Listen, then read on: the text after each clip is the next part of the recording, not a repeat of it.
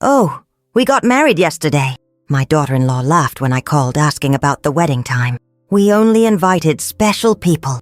Those words hit me like a punch to the chest from someone I'd been supporting for 2.5 years. Before we continue, make sure to subscribe to Letters to Helen and tell us where you're watching from. My name is Dorothy, and I'm 64 years old. I've been a widow for 3 years now, ever since my husband Frank passed from a massive heart attack while mowing our lawn on a Sunday afternoon in June. We'd been married 38 years, and losing him left me with an empty 4-bedroom house and a heart that needed somewhere to pour all that love I'd been saving up for our retirement years together. Frank and I had been the kind of couple that did everything together.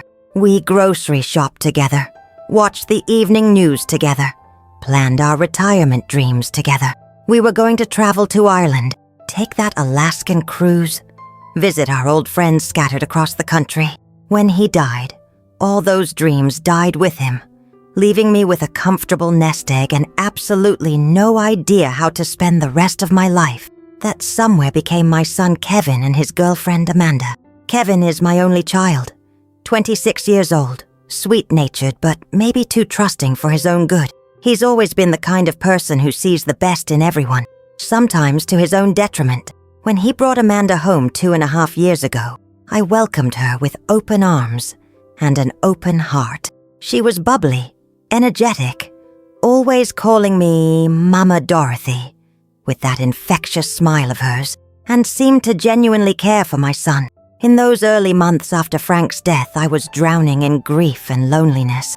The house felt too big, too quiet, too full of memories of the life we'd planned together. I was desperate for purpose, for someone to need me the way Frank had needed me for nearly 40 years. Looking back, I can see how that desperation made me vulnerable to manipulation. But at the time, having Kevin and Amanda need my help felt like a lifeline. Amanda was 24 when I first met her, a petite blonde with bright blue eyes and an animated way of talking that filled up any room she entered. She worked part-time at a coffee shop downtown and was taking evening classes at the community college, supposedly working toward a degree in business administration. She told wonderful stories about her dreams of opening her own boutique someday, how she and Kevin were going to build this amazing life together, how lucky she felt to be part of our family. Frank had left me comfortable, not rich, but secure with our paid-off house and a retirement fund worth about $200,000 that we'd built over 30 years of careful saving. After losing him, that money became my way of staying connected to the people I loved most. It became my way of being needed again, of feeling like I still had a purpose in this world. Looking back now, I see how vulnerable I was in those early months of grief, how desperate I was to feel like a mother again, to feel useful and important to someone. Amanda saw that vulnerability and, I now realize, used it like a weapon against my own generous heart. The first time Amanda hugged me and called me Mama Dorothy, I nearly cried right there in my kitchen. I hadn't realized how much I'd been starving for that kind of affection, that sense of being needed by a young person who seemed to genuinely appreciate having me in her life. It started small and innocent, the way these things always do. Kevin and Amanda had been dating for 6 months when they decided to move in together into a small 2-bedroom apartment on the east side of town. Their combined income from his job at Henderson's hardware store, making $14 an hour, and her part-time work at the Daily Grind coffee shop barely covered their $800 monthly rent, let alone utilities, groceries, and the basic necessities of setting up a household together. I remember the exact conversation that started it all. It was a Sunday in October, and they'd come over for dinner, something that had become a weekly tradition since Frank's death. I'd made Frank's favorite pot roast with carrots and potatoes, and we were sitting around my dining room table when Amanda brought up their financial struggles. "Mama Dorothy," Amanda said, reaching across the table to squeeze my hand. "Kevin and I are struggling a bit with our bills right now. Would you mind helping us with maybe $300 a month, just until I can find full-time work or finish my degree program?" The way she asked was so sweet, so respectful. She didn't demand or expect anything. She just laid out their situation honestly and asked for help like family should be able to do. $300 seemed like nothing compared to having my son happy and properly housed. Frank and I used to spend more than that on dinner and entertainment in a single month back when we were both working. What was $300 if it meant Kevin could focus on his job instead of worrying about making rent? Of course, sweetheart, I told her, patting her hand. Family helps family. That's what we do.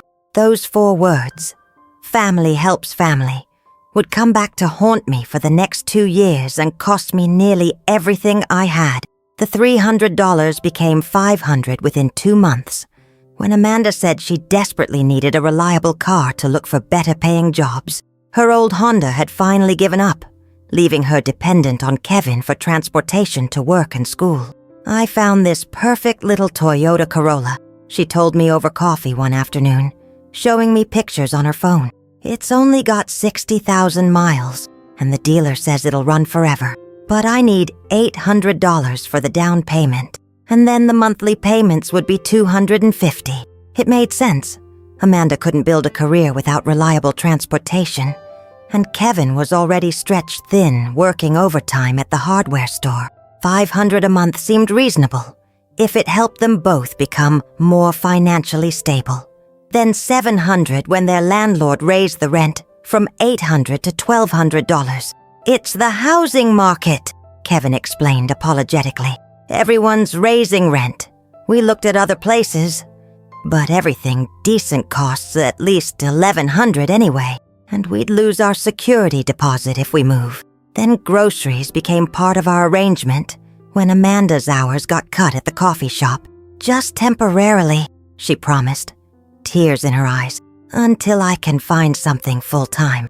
Food is so expensive now, Mama Dorothy. We're trying to eat healthy, but even basic groceries cost over $150 a week.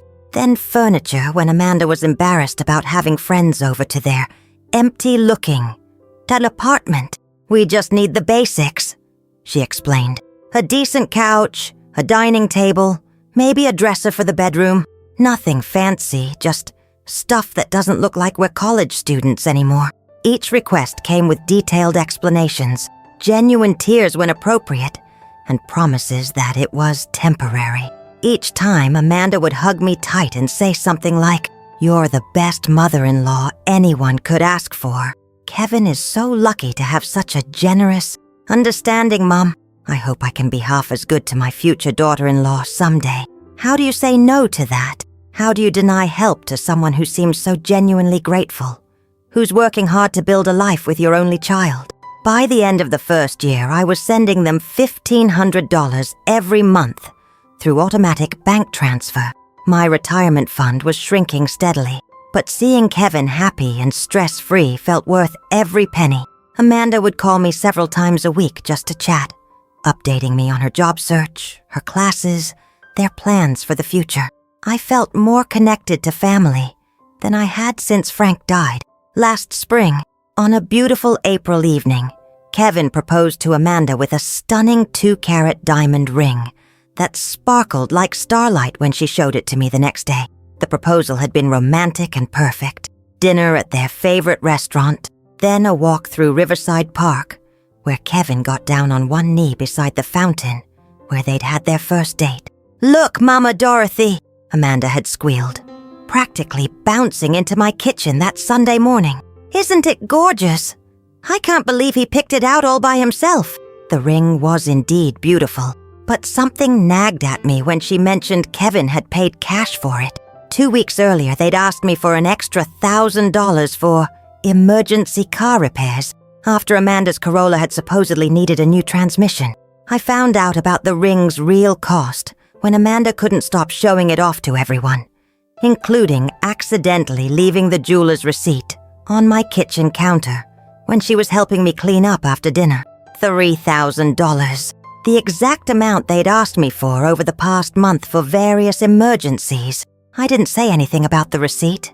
Love makes people do impulsive things, and seeing Kevin so happy and excited about their future together was worth more than money. Besides, if he'd used my money to buy her ring, At least it was for something that would last forever. When they announced their engagement to our extended family and friends, I was genuinely thrilled. Despite the financial concerns, I truly wanted my son to be happy, and Amanda did seem to love him in her own way. She was always affectionate with him, always talking about their future plans, always including me in those plans as the beloved mother-in-law, who would be such an important part of their married life. We're planning a small wedding, Amanda told me during one of our regular coffee dates in June. Just close family and friends, maybe 60 people total. Nothing too fancy or overwhelming, just meaningful and intimate. We want to focus on what really matters, our love for each other and the family that supports us. Without even being asked, I immediately offered to help with the wedding costs. What mother wouldn't want to contribute to her only child's wedding? This was the moment I'd been dreaming about since Kevin was a little boy. "Mama Dorothy, you've already done so much for us," Kevin protested when I brought it up. "We can't keep taking money from you." But Amanda's eyes lit up like Christmas morning when I made the offer. "Well, if you really insist," she said with that radiant smile I'd grown to love, "there are a few things we could definitely use help with. Wedding costs are just so much higher than we expected." Those few things became absolutely everything. The venue rental, $1,800 for the community center ballroom, with its beautiful hardwood floors and crystal chandeliers. Her wedding dress, $1,500 for what she called every bride's dream gown, a stunning white silk creation with delicate beadwork and a cathedral train that made her look like a princess. Flowers, $1,200 because roses are classic and timeless, and peonies are my absolute favorite for the bridal bouquet. Professional photography, $2,000 to capture these precious memories that we'll treasure for the rest of our lives. Catering, $3,000 for what Amanda described as simple but elegant food that our guests will remember fondly. Wedding cake, $600 for a 3-tier masterpiece from the bakery downtown. Music and decorations. Another $1,000 for the DJ, lighting, and centerpieces that would transform the community center into a magical wedding wonderland. All told, I spent over $10,000 on their wedding expenses over the course of 6 months. Combined with their monthly living expenses, I'd given them nearly $70,000 total. By the time wedding planning was in full swing, my retirement account, once a comfortable cushion for my golden years, was now noticeably smaller. But I told myself it was worth every penny. This was my son's wedding day, my only child's once-in-a-lifetime celebration. Throughout the entire planning process, Amanda called me almost daily with updates, questions, and decisions that needed to be made. We spent hours on the phone discussing every tiny detail, from the color of the napkins to the font on the invitations to whether the centerpieces should be tall or short. "Mama Dorothy, what do you think about ivory napkins versus cream napkins? I want everything to be perfect." "Mama Dorothy, should we do a sit-down dinner or a buffet? I'm worried about the flow of the reception." "Mama Dorothy, I found these gorgeous centerpieces with white roses and gold accents, but they're $100 each. Do you think that's too much for 12 tables?" Every conversation made me feel more included, more needed, more important to their special day. I felt like the mother of the groom should feel, like an essential part of the celebration, someone whose opinions mattered and whose love was valued. We went shopping together for wedding decorations, spent afternoons looking at invitation samples, and had long discussions about the guest list and seating arrangements. Amanda seemed to genuinely value my input and experience, often saying things like, "You have such good taste, Mama Dorothy.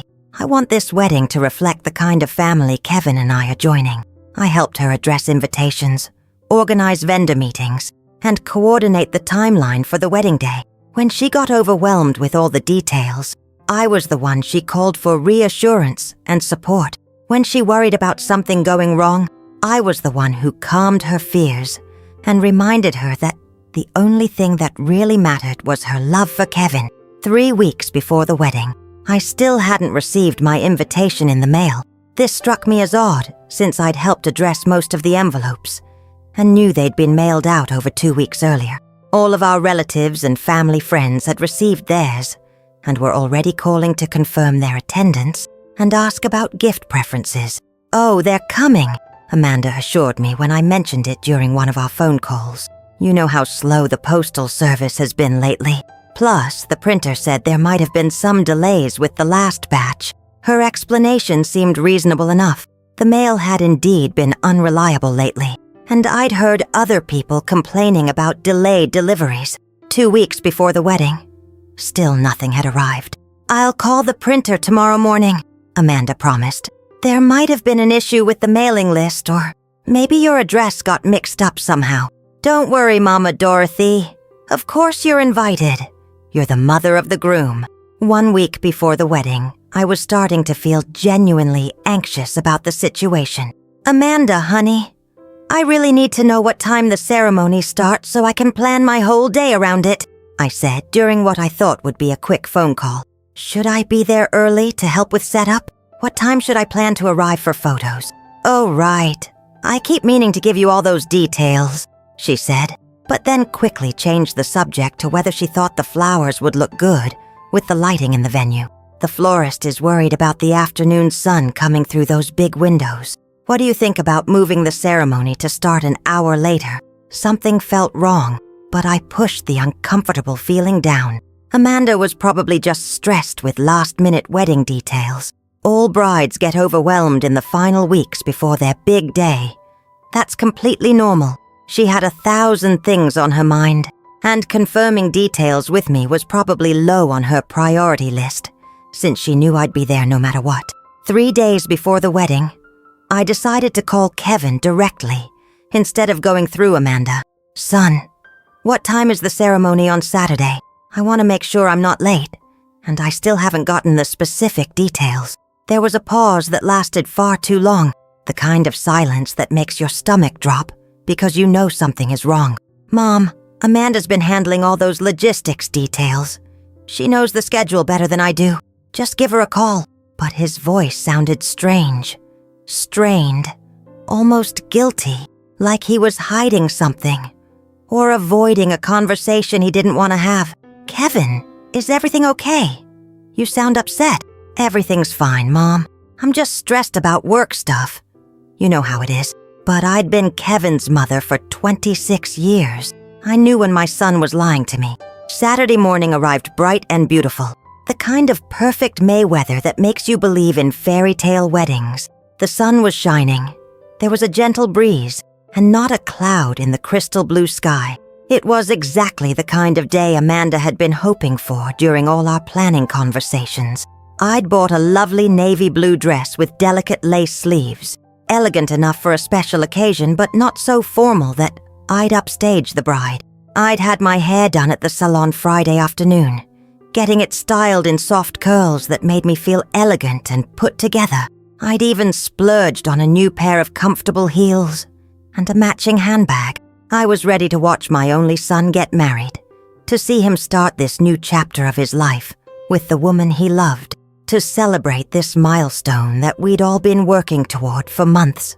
At 10 o'clock that morning, I called Amanda's cell phone to confirm what time I should head over to the venue. "Hi, Amanda. Good morning, sweetheart. I'm so excited for today. What time should I plan to be there? Should I come early to help with any last-minute setup?" The pause on the other end of the line felt like an eternity. I could hear voices in the background, laughter, the clink of glasses. It sounded like people were already celebrating. Then came that laugh, light, casual, completely devastating in its cheerful indifference. "Oh, we got married yesterday," she said, as brightly as if she were telling me about a nice lunch she'd had. "We decided to do something really intimate and small at the last minute. We only invited special people. Special people." Those 2 words hit me like a physical blow.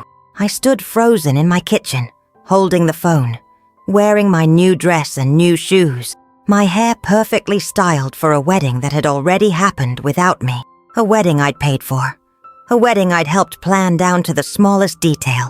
Yesterday, I managed to whisper, my voice barely audible, Yeah, it was so beautiful.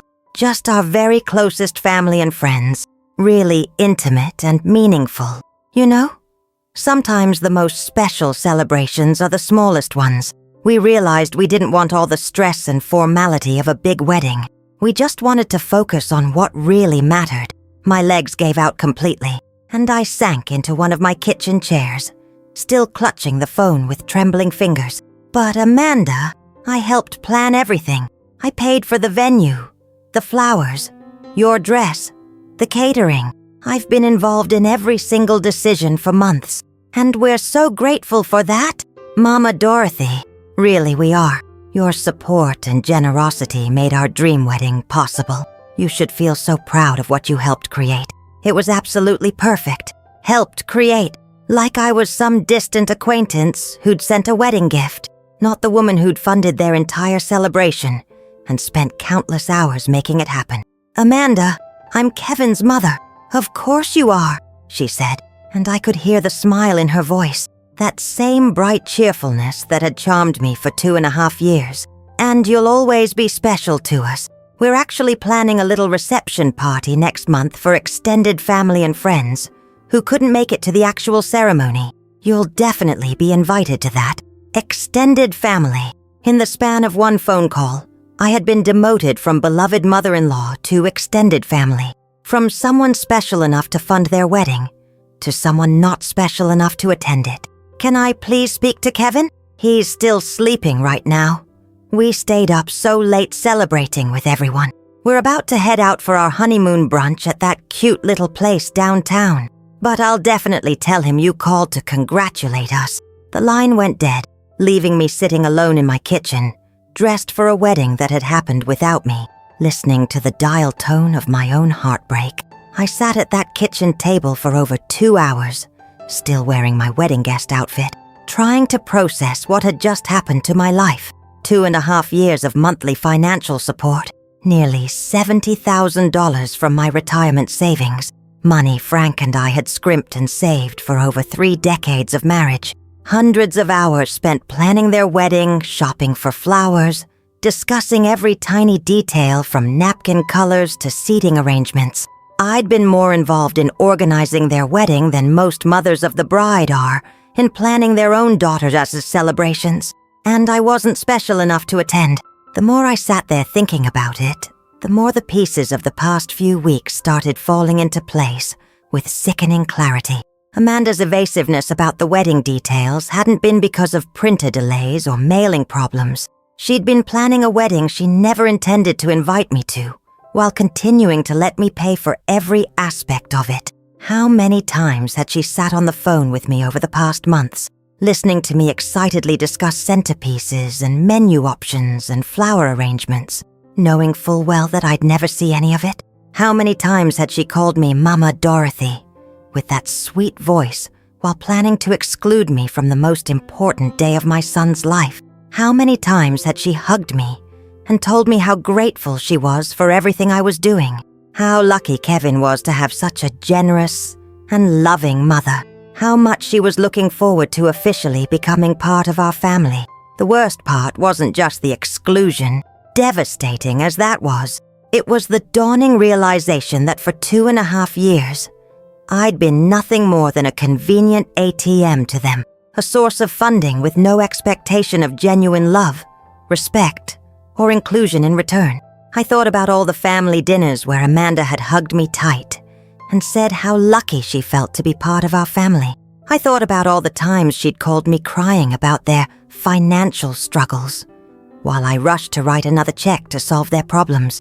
I thought about the every "I love you, Mama Dorothy" that had apparently meant nothing more than "thank you for the money." I'd been played, completely and thoroughly, played by someone I'd trusted like a daughter, someone I'd welcomed into my heart and my family with nothing but love and generosity. The stress was taking a physical toll too. I'd lost 12 pounds in the past 2 weeks, barely managing to sleep 3 hours a night, as anxiety gnawed at my stomach.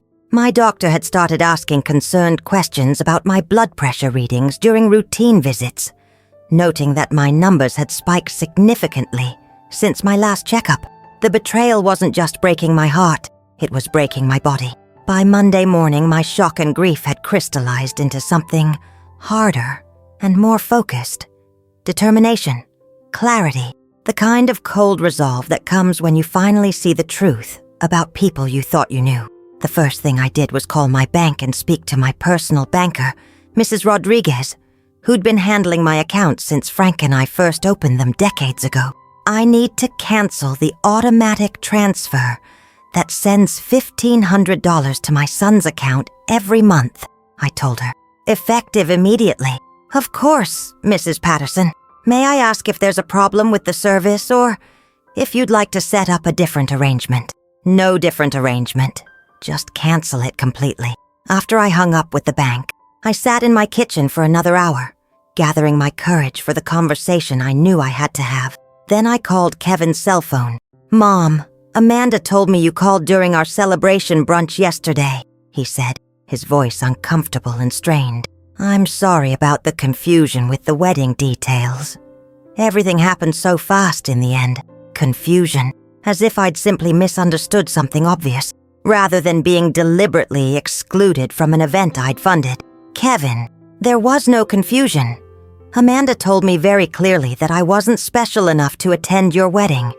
After I spent nearly $80,000 supporting you both over the past 2.5 years. Dead silence on the other end of the line. I could hear him breathing, but he didn't say a word for at least 30 seconds. It wasn't like that, Mom. Amanda just wanted something really small and private at the last minute. Just immediate family only. Her parents, her sister, my groomsmen. That's it. I am immediate family, Kevin. I'm your mother, the woman who gave birth to you, raised you, and has been supporting you financially for over 2 years. I know, but Amanda's family has some complicated dynamics, and she was worried that if we invited extended family, it would get out of control and stop. Just stop right there. My voice was steady but firm. I've canceled your monthly support. You're both adults with jobs now. It's time for you to learn to support yourselves. Another long silence. Then an explosion of panic in his voice. Mom, you can't just cut us off like that. We have rent, car payments, credit cards, student loans. We planned our entire monthly budget around your help. We have commitments. Then you should have planned your wedding around my presence in your life. Mom, please. Amanda is going to be devastated. She's already stressed about starting married life, and if we suddenly can't pay our bills. Kevin, let me ask you something. Did you want me at your wedding? The pause that followed told me everything I needed to know. Of course I wanted you there, Mom. You're my mother. Then why wasn't I there? Because Amanda thought, she felt what, Kevin? She felt like you'd been getting too involved in the planning, and she wanted the actual wedding to be just about us. She was worried you might try to take over or make suggestions about how things should go. Too involved. I'd been too involved in planning the wedding I was paying for. I see. So Amanda was happy to have me involved enough to pay for everything, but not involved enough to actually attend. That's not how she meant it, Mom. That's exactly how she meant it, Kevin. And that's exactly how it happened. I took a deep breath before delivering the words I never thought I'd have to say to my own son. I'm done, Kevin. I'm done being treated like a bank account instead of a family member. I'm done being good enough to solve your financial problems, but not good enough to share in your joy. I'm done being lied to and manipulated and taken for granted. Mom, please don't do this. We can work it out. We can have a big reception next month and a consolation prize, a participation trophy for the woman who funded your real wedding. I hung up before he could say another word, then sat in my quiet kitchen and cried harder than I had since the day Frank died. The phone calls started within hours of my conversation with Kevin, and they followed a predictable pattern that I was just beginning to recognize. First came Amanda, her voice thick with tears. Mama Dorothy, there's been a terrible misunderstanding. Of course you're family. The wedding was just so last minute and chaotic. We barely had time to think straight. I never meant to hurt you. You mean everything to us. Then Kevin, his tone shifting from apologetic to angry. Mom, Amanda has been crying all day. She thinks you hate her now.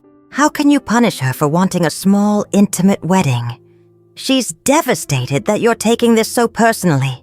Then, surprisingly, a call from Amanda's mother, a woman named Linda, whom I'd met exactly once at a barbecue the previous summer. "Dorothy, I hope you don't mind me calling," Linda said in a voice that managed to sound both sympathetic and condescending. "Amanda is just beside herself about this misunderstanding with the wedding. I think you might be overreacting just a little bit here. Young people do weddings differently nowadays than we did. You're being a bit selfish, don't you think?" Selfish? I was being selfish for wanting to attend my only child's wedding after funding their entire life for 2.5 years. "Linda, did Amanda tell you that I paid for their wedding? $10,000 for a celebration I wasn't invited to?" "Well, no, she didn't mention, but surely that was your choice? No one forced you to contribute to their wedding fund." "Wedding fund? I paid for everything directly. The venue, her dress, the flowers, the food, the photographer, everything." "Oh, well, I'm sure she's very grateful for your generosity. But that doesn't mean she owes you an invitation if they wanted something small and private."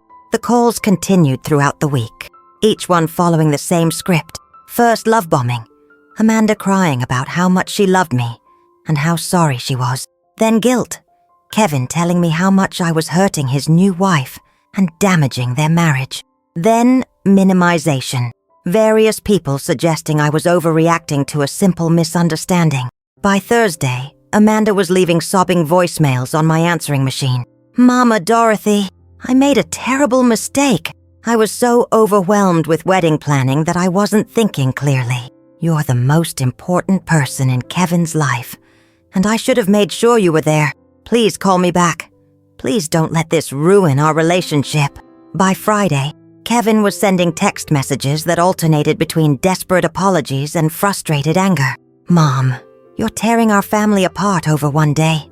Amanda made a mistake, but she's sorry. Why can't you forgive her and move on? Why are you choosing to destroy our relationship over this?" The manipulation was textbook perfect. First they tried love and remorse, then guilt and blame. Now they were moving into the anger phase, where my completely reasonable response to their betrayal was being framed as unreasonable and destructive. But I wasn't falling for it anymore. I'd spent 2.5 years being manipulated by experts, and I was finally starting to recognize the patterns. On Saturday, exactly 1 week after their secret wedding, they showed up at my front door together. I was in my garden when I heard the car doors slam in my driveway. I looked up from the tomato plants I'd been weeding to see Kevin's blue Honda Civic parked behind my car, and my stomach immediately clenched with dread. Through my front window, I watched as Kevin got out first, followed by Amanda. She was carrying a bouquet of flowers. Grocery store flowers, not the expensive white roses and peonies I'd paid for at their wedding. Even her peace offering was cheap. When I opened the front door, Amanda immediately burst into dramatic tears, the kind of crying that seemed designed for maximum emotional impact. "Mama Dorothy, I'm so sorry. I never meant to hurt you like this. I was just so stressed and overwhelmed with all the wedding planning, and everything happened so fast. I made a terrible mistake." Kevin stood behind her on my porch, shifting his weight from foot to foot and avoiding direct eye contact with me. He looked uncomfortable, guilty, like a child who knew he'd done something wrong, but wasn't quite ready to admit it. "Can we please come in?" Amanda asked through her tears. "I want to explain everything properly. I want to make this right, against my better judgment. The same judgment that had failed me consistently for 2.5 years. I stepped aside and let them into my living room. The same living room where we'd spent countless hours planning the wedding I wasn't allowed to attend. The same room where I'd written check after check to support their life together. Amanda sat on my couch and immediately launched into what sounded like a carefully rehearsed speech, complete with strategic pauses for dramatic effect. "The thing is, Mama Dorothy, my family has some really complicated dynamics that I've never told you about. My Aunt Sarah causes huge drama at every single family event. She gets drunk, starts fights, makes scenes, and if we had invited you, we would have felt obligated to invite her too, just to be fair to everyone. She paused, dabbing at her eyes with a tissue. And then, if we invited Aunt Sarah, we'd have to invite my cousins Brad and Mike, who don't get along, and actually got into a physical fight at my sister's graduation party last year. Before we knew it, our small, intimate wedding would have turned into this huge, stressful event full of family drama and conflict. She looked at me expectantly, as if this explanation made perfect sense and should resolve all my hurt feelings. So we made the really difficult decision to keep it to absolutely immediate family only. Just parents and siblings. That's it. No extended family, no family friends, no one else who might complicate things. I looked directly at Kevin, who was still avoiding my eyes. Is that true, Kevin? Just parents and siblings? He shifted uncomfortably in his chair. Well, mostly. What does mostly mean? Amanda jumped in quickly, her voice getting higher and more defensive. A few of our really close friends found out about the wedding date change, and we couldn't uninvite them without being incredibly rude. You know how word gets around. How many people were at my son's wedding, Amanda? Another strategic pause, followed by what I was beginning to recognize as a calculated admission designed to seem like honesty. Maybe 40 people? 45 at the most? 45 people at the wedding I'd funded but wasn't invited to. 45 special people who were apparently more important than the woman who'd been bankrolling their entire lifestyle. What about this reception you mentioned when we talked on the phone? The one for extended family? Amanda's whole demeanor changed, her face lighting up with the kind of enthusiasm I'd seen when she was spending my money on wedding planning. Yes, we want to throw a really big celebration party in a couple of months.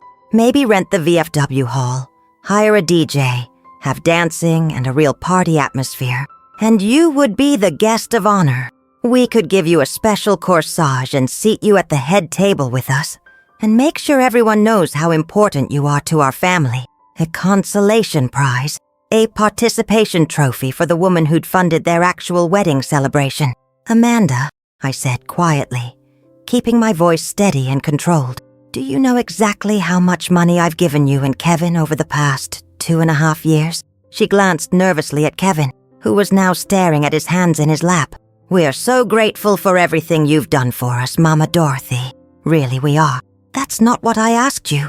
Do you know the actual dollar amount?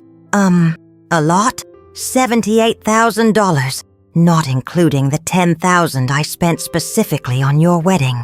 $88,000 total. The number hung in the air like a bomb that had just exploded. Kevin's head snapped up, his eyes wide with what looked like genuine shock. That much? He whispered. That much, I confirmed. $88,000 of my retirement savings. Money your father and I saved over 30 years of marriage by clipping coupons, driving used cars, and taking our lunches to work instead of eating out. Amanda's tears suddenly looked less genuine and more calculated as the reality of what I'd said sank in. We'll pay you back every single penny, she said quickly. We just need some time to get established in our careers and get on our feet financially. How? I asked simply. You both have the same jobs you had when you first needed help with $300 a month for rent. Kevin, you're still making $14 an hour at the hardware store.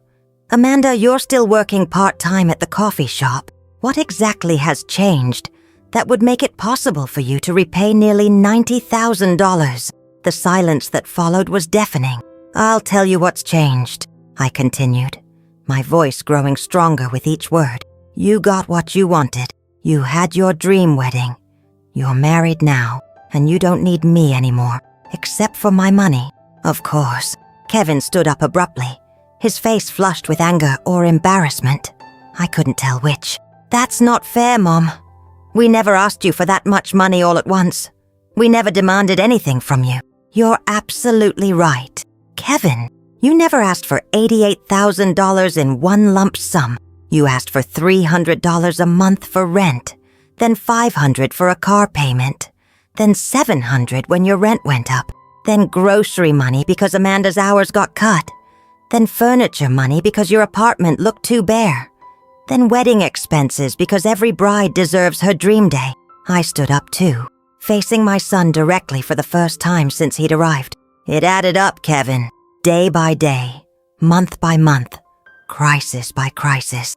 And not once, not one single time, did either of you ever say, maybe we're taking too much from Mom.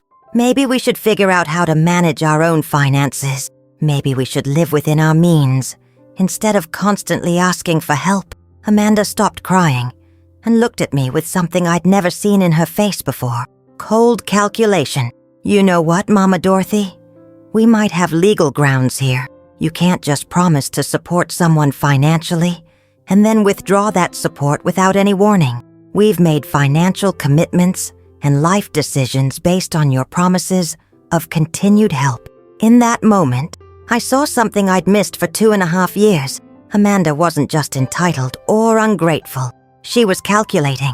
Every tear, every Mama Dorothy, every hug had been part of a larger strategy. She'd seen my loneliness after Frank's death and turned it into a carefully orchestrated business plan.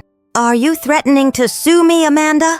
I'm just saying that you have a moral and legal obligation to honor your commitments to us. We've been counting on your support, and cutting us off like this could be considered a breach of verbal contract. Kevin looked absolutely shocked. Amanda, what are you doing? She's my mother. But I wasn't surprised anymore. This was who she'd always been. I'd just been too blinded by my own need to be needed to see it clearly. Get out of my house, I said quietly. Mom, Kevin started. Both of you, get out of my house right now. Amanda stood up, no longer bothering with the tears or the sweet voice. You'll regret this, Dorothy. We won't forget how you abandoned us when we needed you most. And we won't let you get away with breaking your promises to us. The switch from Mama Dorothy to my first name was like a slap across the face. The final insult in a conversation full of them. I walked to my front door and held it open, not saying another word. They left without any further attempts at reconciliation, and I watched through my window as they sat in Kevin's car in my driveway for several minutes, apparently having a heated discussion before finally driving away. The legal documents arrived by certified mail exactly 3 days later, on a Tuesday morning when I was having coffee and trying to read the newspaper like a normal person, living a normal life. Amanda hadn't been bluffing about the lawsuit. The papers were thick, official-looking, and full of legal language that made my hands shake as I tried to read through them. They were claiming that I had entered into a verbal contract to provide ongoing financial support to Kevin and Amanda, and that my sudden withdrawal of that support was causing them severe financial hardship and emotional distress. They wanted $88,000 in damages, the exact amount I'd given them, plus attorney fees, plus additional compensation for the pain and suffering my actions had allegedly caused. I sat at my kitchen table reading these papers and actually started laughing. Not happy laughter, but the kind of hysterical laugh that comes when something is so absurd and outrageous that your brain can't process it through normal emotional channels.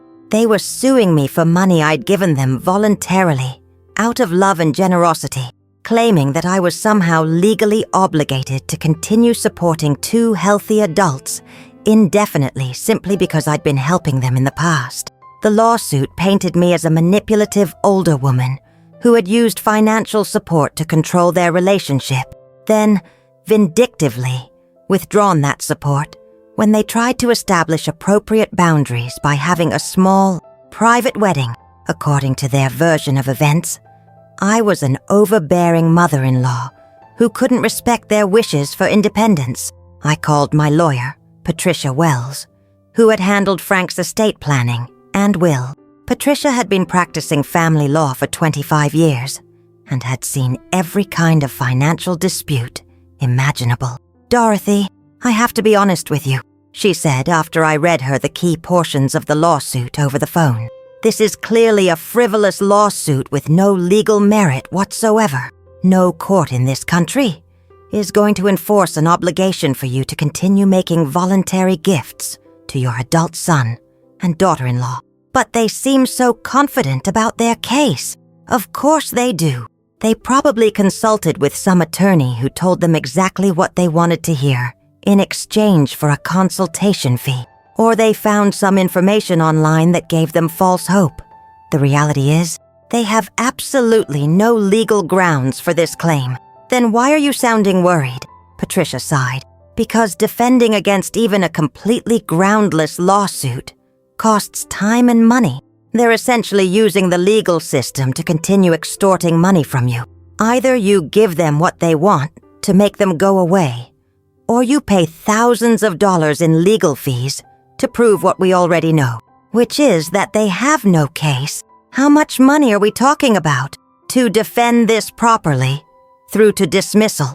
Probably $8,000 to $12,000 in legal fees, assuming they don't drag it out for months with frivolous motions and discovery requests. So even their baseless lawsuit was going to cost me more money. Amanda was smarter and more manipulative than I'd ever given her credit for.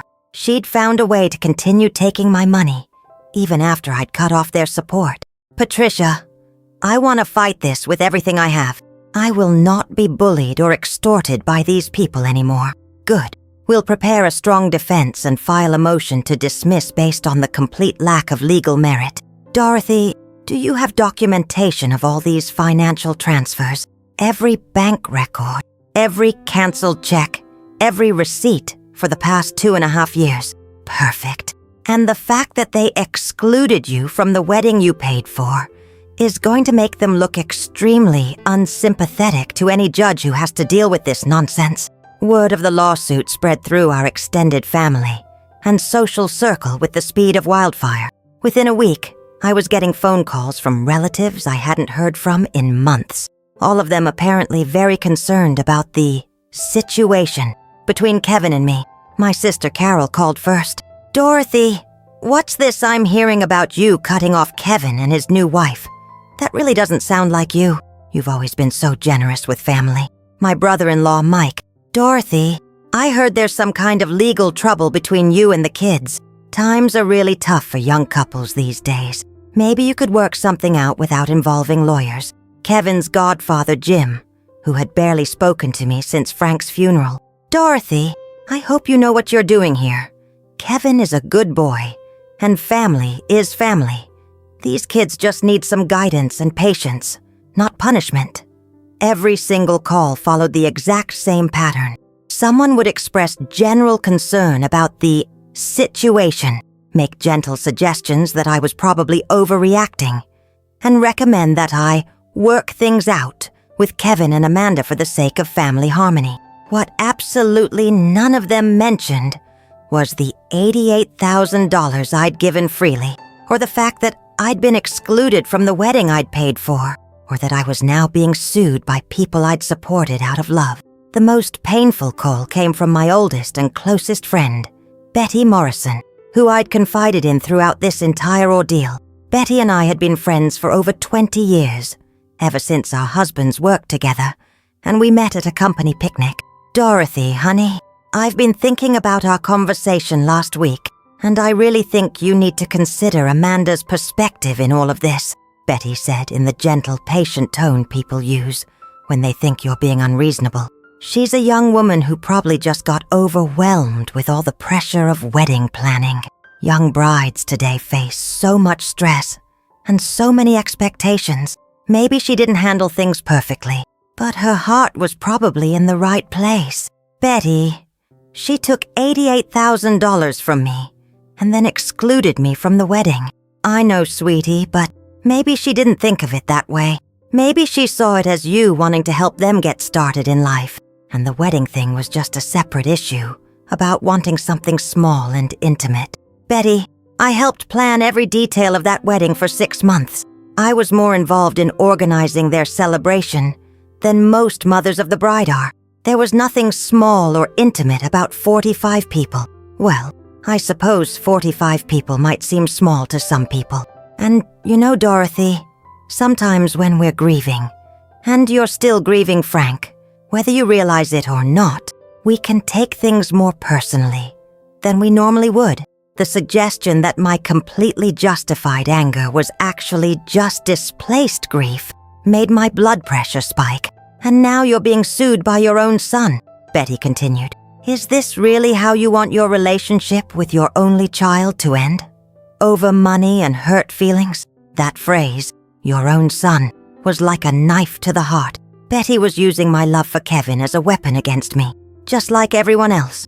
Betty, if Kevin had wanted me at his wedding, I would have been there. He chose his wife's wishes over his mother's feelings. That's his right as an adult. But I don't have to continue funding their lifestyle after being treated like a stranger. You sound so bitter, Dorothy. That's not the woman I've known for 20 years. Bitter. I was bitter for refusing to be an ATM for people who didn't respect me or value me as anything more than a source of money. After I hung up with Betty, I had an important realization about human nature. All of these people, family, friends, people who claimed to care about me, were asking me to accept being treated poorly in order to maintain the appearance of family harmony. Not one single person had called to ask how I was feeling, or to express outrage on my behalf, or to offer me emotional support during what was obviously a devastating betrayal. I was surrounded by people who expected me to absorb mistreatment and financial exploitation for the sake of keeping everyone else comfortable. While I was gathering financial documents to give to Patricia, I made a discovery that changed everything I thought I knew about the scope of their deception. I'd been meticulous about tracking the major monthly payments and wedding expenses, but I'd never sat down and gone through every single bank statement line by line to calculate the complete financial picture. When I finally did that, the numbers were even more staggering than I'd realized.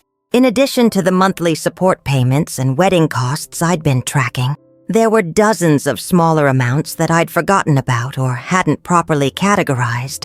$200 here for Amanda's emergency dental work when her wisdom tooth got infected. $400 there for Kevin's car registration and insurance when he was short on cash. $300 for their romantic anniversary dinner at the expensive steakhouse downtown, because Amanda said they couldn't afford to celebrate properly on their own. $50 for Amanda's prescription when she didn't have insurance. $120 for their internet and cable bill during a month when Kevin's hours got cut. $250 for new work clothes for Amanda when she interviewed for a better job that she never actually got. There were grocery runs where I'd taken them shopping and paid for everything. Movie tickets I'd bought when they wanted to go out but were completely broke. Gas money for trips to visit Amanda's family. Christmas gifts I'd bought for them to give to other people because they couldn't afford presents. The actual total wasn't $88,000. It was over $105,000. I'd given them more than half of my retirement savings over 2.5 years, and they were suing me for cutting them off. But the most shocking discovery wasn't the money. It was something I found when I was going through old papers in Frank's desk drawer, looking for insurance documents to give to Patricia. A life insurance policy that Frank had taken out through his job that I'd completely forgotten about in the chaos of grief and funeral arrangements. A policy that had matured 6 months ago and was sitting in an account I'd never accessed, worth $53,000. Between what was left of my retirement savings and Frank's insurance money, I had the financial resources to fight this lawsuit properly and rebuild my life afterward. More importantly, I had the resources to stop trying to save a relationship with people who had never valued me as anything more than a source of funding for their lifestyle. That night, I made a decision that would have seemed impossible 6 months earlier. I was going to stop being afraid of losing Kevin's love, because I was finally beginning to understand that I'd never really had it in the first place.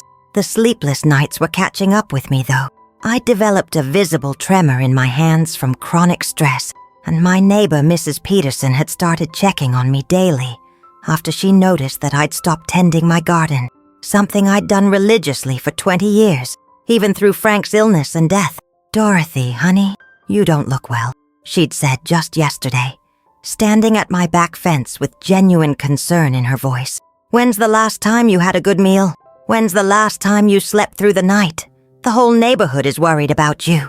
Mrs. Peterson wasn't exaggerating. Our tight-knit community had always looked out for each other, and my obvious deterioration hadn't gone unnoticed. Mrs. Chen from across the street had started leaving homemade soup on my doorstep. The Johnsons next door had been mowing my lawn without being asked. Even the mailman, Bob, had started asking if I was okay when he delivered certified letters from lawyers. I couldn't remember the last time I'd had a proper meal or slept more than 3 hours at a stretch. 3 weeks after the lawsuit papers had been served, Kevin called me alone. It was a Tuesday evening, and I was sitting in Frank's old recliner trying to read a book, but finding it impossible to concentrate on anything for more than a few minutes at a time. "Mom, I need to talk to you. And Amanda doesn't know I'm calling." His voice sounded different than it had in months. Tired? Defeated. Like he'd been carrying a weight that was finally becoming too heavy to bear. "I'm listening," I said, not sure if I was ready for whatever he was about to tell me. "I've been doing a lot of thinking about everything that's happened over the past few weeks. About the wedding, about the money, about how we've been treating you, about what kind of man I've become." There was a long pause, filled with the kind of silence that usually precedes either a confession or a confrontation. "Mom, I need you to know that I wanted you at our wedding. I fought hard for you to be there." My heart stopped beating for what felt like several seconds. "You fought for me?" "I told Amanda that excluding you wasn't right, especially after everything you'd done for us. I said that you'd been more involved in planning our wedding than most mothers of the bride, and that cutting you out would be cruel and ungrateful." What did she say? She said that if we invited you, you'd try to take over the whole ceremony and make it about yourself instead of about us. She said you'd been getting too controlling and possessive about the wedding planning, and that she needed space to have her own special day without feeling like she had to manage your emotions. The words hit me like physical blows. "Kevin, I got involved in the wedding planning because she asked me to get involved. Every single conversation, every decision, every shopping trip, she initiated all of it. I know that now, Mom. I've been thinking about all those phone calls over the past 6 months, all those conversations about flowers and venues and dresses. You weren't pushing yourself into our wedding planning. She was pulling you in deeper and deeper." Another long pause, filled with what sounded like suppressed tears. "Why didn't she want me there, Kevin? Really? Truly? Why?" The silence stretched so long that I thought he might have hung up. When he finally answered, his voice was barely above a whisper. "I think she was ashamed. Ashamed of me. Not of you, Mom.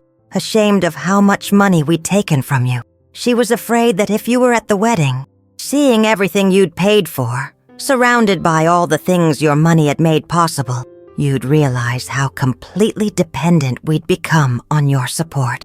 It was the first completely honest thing anyone had said to me in months. She thought that if you weren't there to see the wedding you'd funded, you wouldn't think about the money afterward. She thought you'd just be happy that we were happy, and we could go back to the way things were before. "Kevin, did you know she was going to tell me I wasn't special enough to attend?" "God, no." When she told me what she'd said to you on the phone, I was absolutely horrified. I couldn't believe she'd been so cruel. But by then the wedding was over. You were devastated, and she convinced me that trying to fix it would just make everything worse. So you decided to let me stay hurt and humiliated rather than deal with the consequences of her decision. I didn't know what to do. Mom, I felt like I was caught between the two most important women in my life, and no matter what I chose, someone was going to get hurt. No, Kevin, you made a choice. You chose to let your wife hurt your mother rather than stand up for what was right.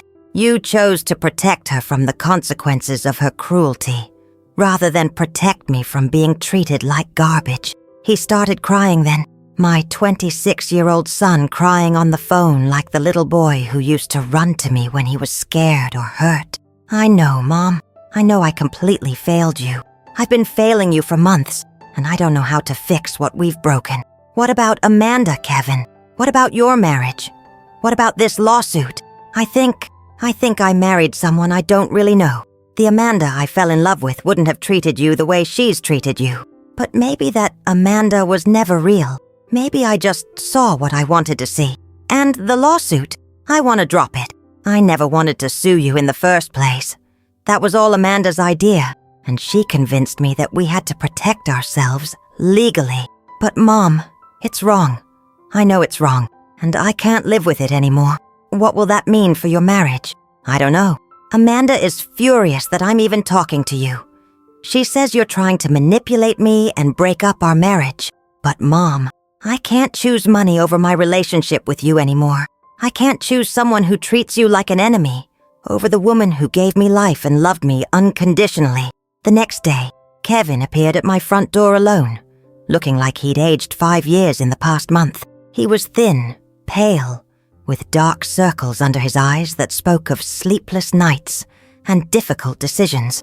Mom, I've made some decisions, and I need you to hear me out before you respond. He sat down at my kitchen table, the same table where we'd had so many conversations over the years, where I'd helped him with homework as a child, where we'd talked about his hopes and dreams as he grew into a man.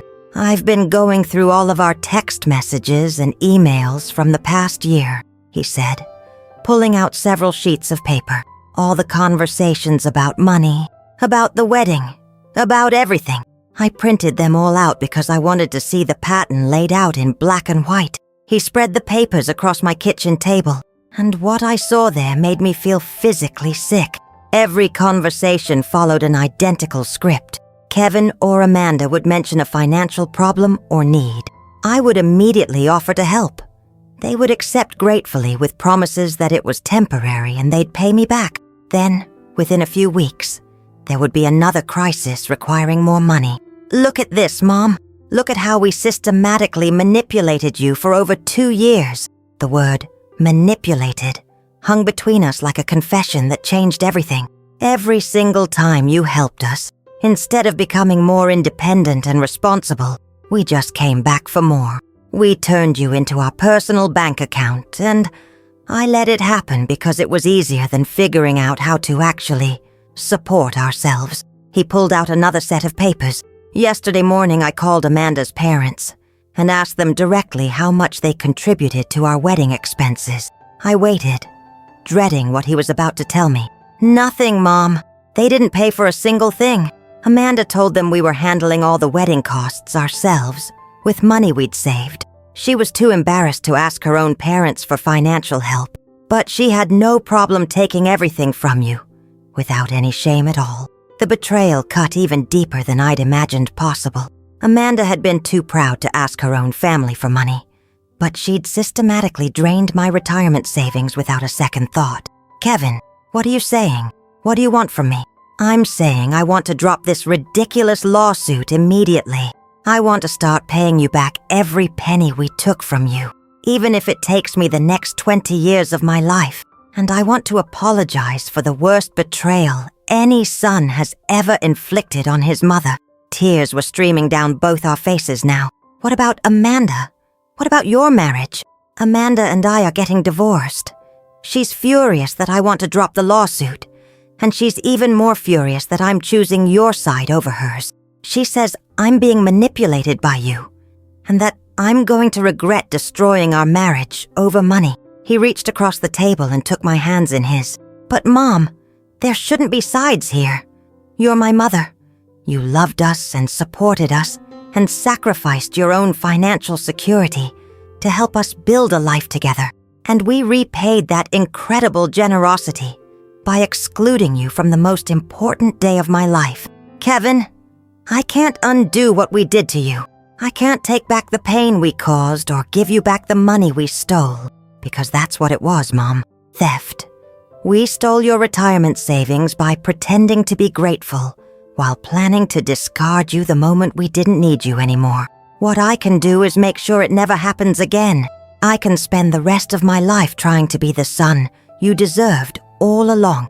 6 months later, Kevin and I are slowly rebuilding our relationship, brick by careful brick. It's not the same as it was before. That innocent trust is gone forever, but it's something deeper and more honest than what we had during the years when money was clouding every interaction between us. Kevin moved out of the apartment I'd been paying for and into a tiny studio place across town that he can afford on his hardware store salary. He got a second job working nights at a delivery service, and every month he sends me $300 toward paying back what he and Amanda took from me. At his current rate, it will take him nearly 30 years to repay the full amount, but the effort matters more than the timeline. It's proof that he understands the magnitude of what happened, and that he's committed to making it right. The divorce proceedings were ugly and expensive. Amanda fought for half of everything Kevin owned, including making legal arguments that she was entitled to half of any money that he might eventually recover from me. She claimed that my financial support had been a gift to both of them equally, so any repayment should be split between them. The judge was not impressed with her reasoning, especially after reviewing all the evidence about how they'd treated me. When Amanda's lawyer tried to paint me as a controlling mother-in-law who had used money to manipulate their relationship, Patricia presented bank records showing the pattern of requests and payments, along with documentation of my exclusion from the wedding I'd funded. "Your Honor," Patricia said during one particularly memorable court session, Mrs. Patterson's generosity was repaid with calculated cruelty. She was good enough to fund their entire lifestyle, but not good enough to attend their wedding. This is not a case of family members having different perspectives on financial boundaries. This is a case of systematic financial exploitation of a grieving widow. Amanda's attempts to continue the lawsuit against me were dismissed with prejudice, meaning she can never sue me again for the same claims. The judge's written order included language calling the lawsuit frivolous and potentially vexatious, which means any future legal actions against me would be subject to enhanced scrutiny. She still calls me occasionally, usually when she's facing some financial crisis in her post-divorce life.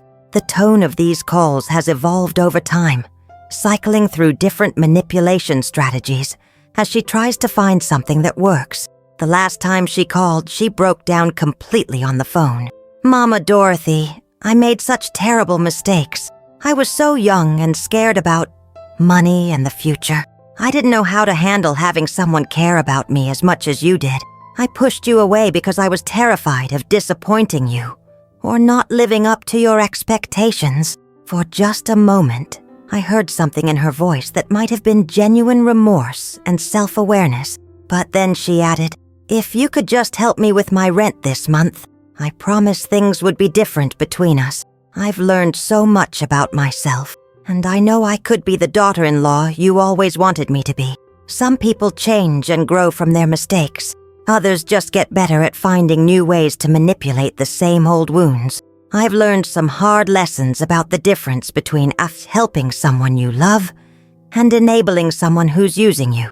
I've learned that sometimes the people who say they love you the most are the ones who respect you the least. Most importantly, I've learned that my worth as a human being isn't measured by how much money I can give to others or how many problems I can solve for people who should be solving their own problems. Kevin and I have dinner together every Sunday now. Just the two of us in my kitchen. We talk about his jobs, his plans for the future, and very slowly, very carefully, we're rebuilding the trust that was shattered by years of financial manipulation and emotional betrayal. He's becoming the man I always hoped he'd be, someone who takes responsibility for his mistakes, works hard to make them right, and understands that love and respect must go hand in hand. I still have most of my retirement savings left, thanks to Frank's life insurance policy that I'd forgotten about. I'm using some of that money to travel, to take art classes at the community college, to live the life that Frank and I had planned to enjoy together. I'm learning that being needed and being used are two completely different things, and that healthy relationships require mutual respect, not just one-sided giving. The hardest lesson of all has been accepting that sometimes love isn't enough to make a relationship work. I loved Kevin and Amanda with my whole heart, but my love alone couldn't make them treat me with basic human dignity and respect. Love has to be mutual and balanced, to be sustainable and healthy. To anyone listening who recognizes themselves in my story, please hear this. You deserve to be treated with respect and appreciation by the people you help. Your generosity should be valued, not exploited. And being excluded from important family events after years of financial support isn't a misunderstanding or a communication problem. It's a choice that reveals someone's true character and priorities. Your worth isn't determined by what you can do for others or how much money you can provide. You matter not because of what you give, but because of who you are as a human being deserving of love and respect. Don't let anyone convince you that setting boundaries around your generosity makes you selfish or bitter. Protecting yourself from financial exploitation isn't cruel. It's necessary for your own well-being and dignity. And remember that real family doesn't exclude you from celebrations you've helped make possible. Real love doesn't come with conditions about how much money you're willing to provide. Real relationships are built on mutual respect, not one-sided financial dependence. If this story touched your heart, give it a thumbs up, share your thoughts in the comments, and subscribe to Letters to Helen for more powerful stories of people finding the strength to reclaim their dignity and rebuild their lives.